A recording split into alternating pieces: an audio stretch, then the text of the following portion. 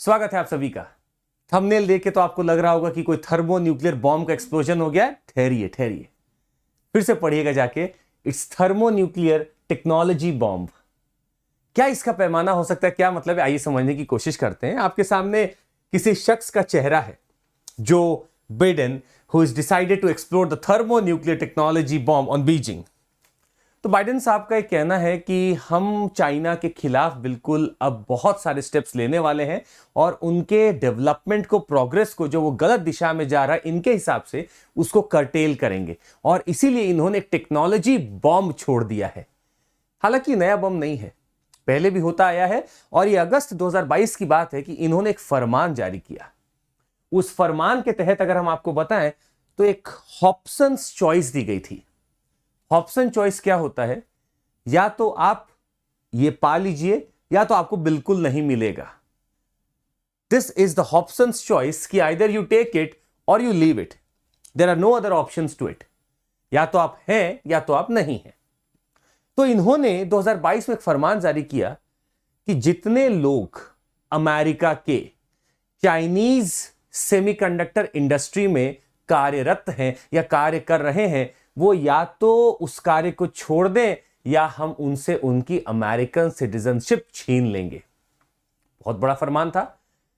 अगले ही दिन खबर आती है, और ये खबर भी आती है, कोई ऐसा वैसा न्यूज नहीं है, फॉक्स न्यूज के यहां से हवाले से आती है कि every American who was employed in the Chinese semiconductor industry resigned the next day. सबने रिजाइन कर दिया। अब चाइना घबराया। अमेरिका को खुशी हुई कि देखो, चाइना के जितने मेरे वर्क कर रहे थे लोग चाइना में, सब रिजाइन कर दिए मेरे एक फरमान से। ये हॉब्सन चॉइस के तहत देखा गया था। They said that I quit, we resign from the job. ऐसा आखिर क्यों है? चाइना को घबराना क्यों चाहिए था? अगर हमें समझने में जाएं तो चाइना और रशिया एक दूसरे की एक्टिविटीज को रोकने की कोशिश करते हैं। चाइना के पास अगर चिप का बहुत बड़ा एक भंडार है या बनाने की कोशिश कर रहा है, तो ये जो टेक्नोक्रेट्स हैं जो यहां काम करते हैं वो यूएस से हैं। चाइना की डिपेंडेंसी यूएस पे दिखती है, क्योंकि कहीं ना कहीं यूएस के ही वो बहुत अच्छे टेक्नोक्रेट्स हैं जिन्होंने स्टडीज लेके सब कुछ अपना बढ़िया तैयार करके they go to China and they work there. तो इससे कुछ ना कुछ तो दिक्कत होती। जो बाइडेन साहब ने जैसे ही डिसीजन लिया, एक दिक्कत होना तो चालू हो गई थी। चाइना में कौतूहल मचने लगा कि अभी ये सेमीकंडक्टर इंडस्ट्री अगर मेरी नहीं चल पाई तो क्या होगा। सेमीकंडक्टर इंडस्ट्री का रोल अगर आपको बताएं तो मिसाइल से लेके, स्पेस से लेके, हर चीज में इसका योगदान होगा ही होगा। और यही बात बार बार निकल के आ रही थी कि is now China falling for the semiconductor industry या falling in the semiconductor industry. अब यहां पे बाजी मार सकता था ताइवान, क्योंकि अगला ही आइटम हमारे दिमाग में यह आ रहा था कि कहीं ना कहीं अब शायद इससे दिक्कतें और ना हो जाए। ताइवान को कहा जाता है एक सुपर मार्केट है ये चिप इंडस्ट्री का, इस सारे सेमीकंडक्टर के बिजनेस का।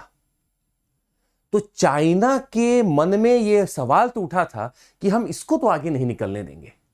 और इस यूएस के स्टेप से सबसे बड़ा जो संकट बन रहा था वो यही था कि क्या चाइना ताइवान को कब्जा लेगा। आप खुद देखिएगा, पिछले 2022 में जब आप न्यूज देखेंगे तो आप पढ़ेंगे, खबर यह भी थी कि क्या चाइना ताइवान को वाकई में ओवरटेक करने वाला है। ताइवान के वहां से भी प्रीमियर उनके बोली कि नहीं, आप हमें ऐसा नहीं कर सकते, we have got all our powers. तो ऐसा कुछ तो हुआ होगा। ये इक्वेशन यहीं से चालू हुआ था कि जैसे ही यूएस ने ऐसा एक्शन लिया, रिएक्शन तुरंत कैसा आया कि चाइना ने तुरंत अपनी कवायदें चालू कर दी, शिप्स को यहां घुमाने लगा। और इसी को देखते हुए ताइवान थोड़ा घबराया, पर बोला कि कोई बात नहीं, हमारे पास यूएस तो है ही हमारे साथ में। Now this started happening and there was a scare that क्या अब ये चालू हो चुका है अगला युद्ध, क्योंकि रशिया और यूक्रेन तो ऑलरेडी चल रहा था। अब चाइना ताइवान भी अगर चला गया तो क्या होगा? अलग ही दुनिया का मंजर बनने लगता। इन चीज को देखते हुए थोड़ा चीजों को टोन डाउन किया गया और चाइना बोला कि ठीक है, पहले सोचते हैं कि मेरा नुकसान क्या है। सबसे बड़ा नुकसान तो चाइना को यही लग रहा था कि सेमीकंडक्टर इंडस्ट्री मेरी अभी के लिए गिरेगी, पर इसका यह कतई मतलब नहीं है कि मेरे मिसाइल्स लॉन्च नहीं होंगे, मेरे हो सकता है स्पेस सेक्टर में मुझे दिक्कत हो। ये कतई इसका रीजन नहीं था। एक बात और तय हो चुकी थी कि चाइना ने रशिया को रिप्लेस कर दिया है एज द फर्स्ट दुश्मन ऑफ यूएस। एक जमाना था जब यूएस रशिया का बहुत अच्छा टसल देखने को मिलता था, पर अब एक बात साबित हो चुकी थी कि इतना ज्यादा यूएस और चाइना के बीच में एक हो सकता है हेट्रेड बोलें या फिर उसको जो भी डिसबैलेंस करने की बात चल रही होगी, उसमें यह तय हो चुका था कि अब चाइना नंबर 1 कंटेंडर बन चुका है यूएस के खिलाफ। रशिया ऑलरेडी बैकसीट ले चुका था। अब इस बात से रशिया को भी शांति तो नहीं थी, तो रशिया और चाइना का साथ मिलना भी कोई अनोखी बात नहीं है। ये साथ मिल रहे हैं क्योंकि इनको पता है अगर रशिया को रिप्लेस कर रहा है चाइना, तो चाइना के पास शायद ऐसा माइट आ चुका है। पर ये दोनों अगर साथ रहेंगे तो यूएस के खिलाफ अच्छे से रहेंगे। ये बात समझ चुका था चाइना, और इसीलिए चाइना और रशिया के आप देखेंगे बहुत बॉनहोमी आजकल चल रही है। तो ये सेमीकंडक्टर जो पूरा इंडस्ट्री है, इसे बचाने के लिए ये भी बहुत ज्यादा छटपटा रहा था, और इसने सोचा कि अभी अपने सारे रिवाइव करो सारे दोस्ती को। आपको बता दें कि इन्होंने क्या किया, US, Japan, south Korea, Taiwan, इन्होंने मिलकर एक अलायंस बनाया जिसका नाम है chip for alliance, the chip for alliance. ये 4 लोग हैं, इन्होंने एक अलायंस बनाया। इसको एक टेक्नोलॉजिकल ग्रुपिंग माना जाता है, पर स्ट्रैटेजिक ग्रुपिंग है। किसके खिलाफ? चाइना के खिलाफ। किसके खिलाफ? रशिया के खिलाफ। अब चाइना ने जैसे ही देखा कि ये लोग ग्रुपिंग बनाने लगे हैं, उसने अपना चाल चला। उस चाल में उसने एक अच्छा खासा बजट दिया अपने सेमीकंडक्टर इंडस्ट्री को डेवलप करने के लिए। खैर, यूएस कुछ मायने में सीख नहीं पाता है।